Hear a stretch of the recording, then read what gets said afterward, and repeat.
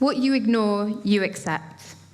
This is something that I was told a couple years ago, when walking home from school and noticing the way that men stared at me in my school uniform, or how I felt walking on a quiet path past a group of boys. I used to just dismiss this. I'll just take the busy route next time, I'll tell myself, or I'm just 14. What can I do about it? Being hyper-aware of how people see you is a normal part of your teenage years, some may say. But that doesn't mean that being stared at or being objectified should be. Behind my dismissals and the compartmentalizing that I did was an anger at this statement. What you ignore, you accept. Because I wasn't accepting this. But if I wasn't ignoring it, then what was I doing? I'm not happy with the way that things are. Okay, I recognize the irony in this statement. Breaking news, a teenager is fed up about something. And yes, this is a very stereotypical teenagery thing to feel, but is that such a bad thing? Being both an activist and a teenager, I am no stranger to mocking jokes and comments. Choruses of, "Oh, of course you are," and rolling eyes. So I say, it's time we embody these stereotypes. Teenagers are, if nothing else, catalysts of change. So why aren't we embracing this? Let me go back to my earlier statement.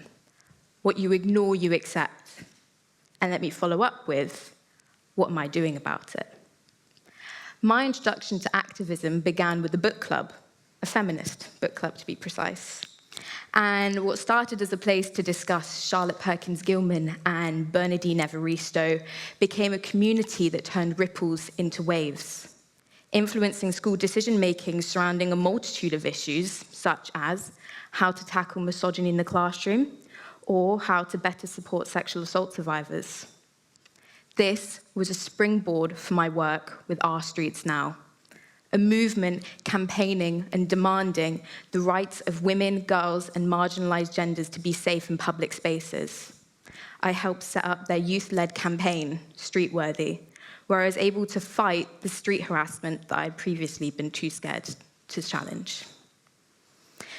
In this campaign, we designed stickers with QR codes that, when scanned, would take you to our website with immediate resources available for reporting the public sexual harassment and also receiving support. This support takes multiple different forms to recognize not only the trauma of being sexually harassed by a stranger in public, but also how different each experience is for each individual. So, we offer self-paced support techniques, words of care and encouragement from other street-worthy campaigners, and ultimately, the reassurance that your reaction, whatever it may be, is valid.